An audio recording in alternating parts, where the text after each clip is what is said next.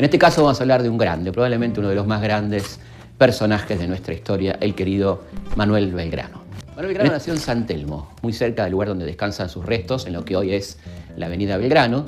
Este chico se va a destacar porque tenía ciertas capacidades de pequeño, cierto gusto por el estudio. Va a estudiar al Colegio de San Carlos, lo que hoy es el Colegio Nacional de Buenos Aires, y los padres que tenían dinero lo van a mandar a estudiar a Europa.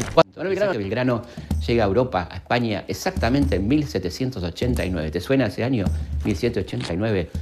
Exactamente el año de la Revolución Francesa. Imagínate el clima de ideas que había en el viejo continente por aquel entonces.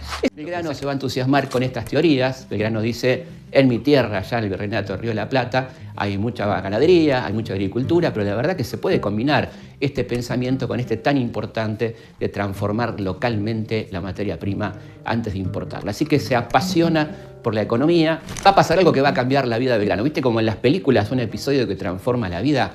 Estando Belgrano en España y ya recibido de abogado, se entera que a su padre, don Domingo, le están haciendo un juicio por corrupción y negocios indebidos en la aduana. Belgrano sabe que su padre es inocente, que le están tirando una causa encima que no le corresponde y lo defiende. Y lo defiende también con tanta astucia que a la corte de España, la corte de Carlos IV, le llama la atención este muchachito americano tan eficiente, este abogado brillante, este economista, y deciden nombrarlo para un nuevo cargo que se va a crear en Buenos Aires, que es el consulado. Pero el consulado, Belgrano va a hacer una obra extraordinaria, va a tratar de cambiar un poco la economía local, obviamente no lo va a conseguir porque los poderes locales son muy potentes, pero sí deja una obra extraordinaria, son más de 14 memorias, donde él habla, por ejemplo, de la educación, donde dice que la educación debe ser gratuita, obligatoria y debe estar a cargo del Estado. Fíjate vos, 100 años antes de Sarmiento, Manuel Belgrano está hablando de educación gratuita y obligatoria a cargo del Estado. Habla del lugar y el rol de la mujer en la sociedad. Dice que debe ser igual al del varón y que la mujer debe recibir educación en los 3 niveles. Lo curioso es que en Buenos Aires no había universidad todavía. Él se está adelantando que cuando haya universidad, la mujer también tiene que ingresar a ese nivel. Él habla exactamente de la necesidad de la igualdad entre el hombre y la mujer. Y por supuesto, el impulso a la industria local. Él dice, no exportemos cuero, exportemos zapatos. Belgrano es el primero en plantear en estas tierras, aún siendo funcionario de la colonia, no nos olvidemos, una reforma agraria. Él dice que las tierras baldías son un mal para el Estado y aquellas tierras que no se cultiven ni se trabajen para la ganadería deben pagar el doble de impuestos que las otras. Y permitirle, dice él, a aquellos que no tienen tierras y hoy viven en la miseria, trabajar esas tierras baldías.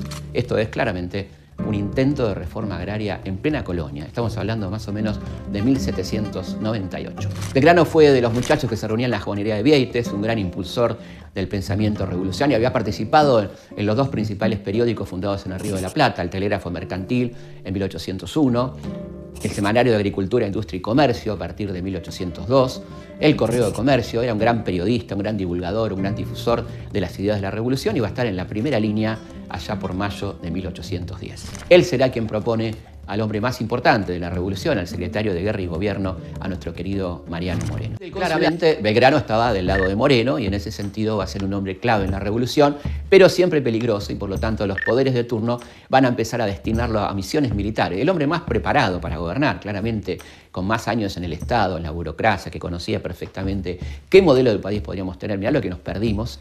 Empezó a ser enviado a misiones militares imposibles. Belgrano es enviado a las costas del Paraná porque acordate que Montevideo, es decir, la banda oriental, seguía en manos de los españoles que atacaban permanentemente Buenos Aires, las costas del Paraná, la zona de Rosario y demás. Por lo tanto, había que defender y repeler esas agresiones. Gobernaba en Buenos Aires un gobierno altamente conservador, conocido como el primer triunvirato, cuya figura más destacada era Bernardino Rivadavia, un hombre muy cercano a Inglaterra que le hacía caso a los ingleses que decían ni se les ocurre hablar de la palabra independencia hasta que no caiga Napoleón, porque nosotros en este momento somos aliados de España, decían los ingleses, en la lucha contra Napoleón.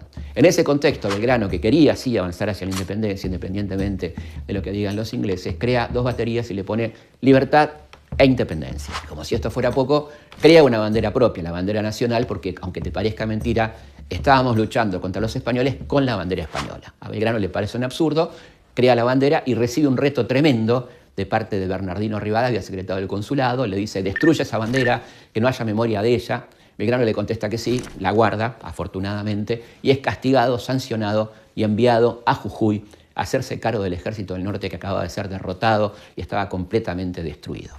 El triunfo de Tucumán envalentona a los patriotas encabezados por Belgrano, que van a obtener un gran triunfo en Salta a comienzos de 1813. Algo importante que ocurre después de las victorias de Salta y Tucumán es una situación que habla de quién era Manuel Belgrano como persona. Una persona que había entrado a la gestión pública rica y ya estaba pobre, que le adeudaban varios meses de sueldo, y recibe como premio por las victorias de Salta y Tucumán 40.000 pesos oro, algo así como 4 millones de dólares al día de hoy.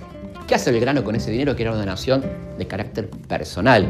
Él podría decir: dono 30, me quedo con 10, dono 10, me quedo con 30. Él dona íntegramente esa fortuna, esa verdadera fortuna, para construir escuelas en los diferentes lugares del virreinato. Él escribe los programas de estudio, cuánto debía ganar el maestro. Bueno, no es solamente una donación, sino que es un verdadero artículo extraordinario sobre lo que significa la educación pública. Ninguna de esas escuelas se termina antes de la muerte de Belgrano. Es más, la última escuela, la de Jujuy, se terminó de construir en el año 2005. San Martín y Belgrano se encuentran en Yatasto, probablemente, algunos discuten el lugar, pero bueno, en un lugar de Salta, y ahí San Martín decide no detener a Belgrano, le confiesa su admiración por todo lo que leyó de sus escritos, y bajan a Tucumán, donde van a permanecer un mes y medio reorganizando ese ejército del norte, creando una academia militar muy interesante, donde cada uno daba clases.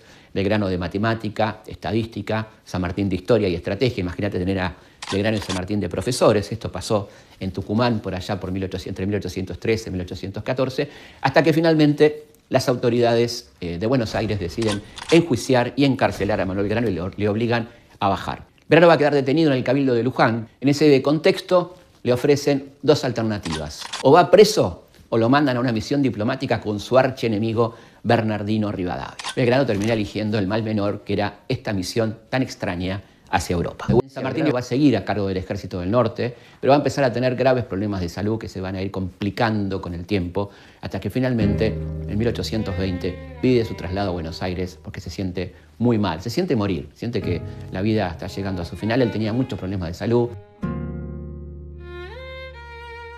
En ese contexto, Belgrano muere un 20 de junio de 1820. Bueno, Belgrano es, como ves, un hombre extraordinario, un hombre que lo ha dado todo por la patria, la vida por la patria realmente, ¿no? Un hombre de una enorme empatía, que siempre estuvo al servicio de los demás, al servicio de la patria, en defensa de nuestros intereses, que vale la pena recordar, ¿no? Si alguien hubo desprendido y desinteresado de las cosas materiales, fue el querido Manuel Belgrano, que ojalá sirva como ejemplo.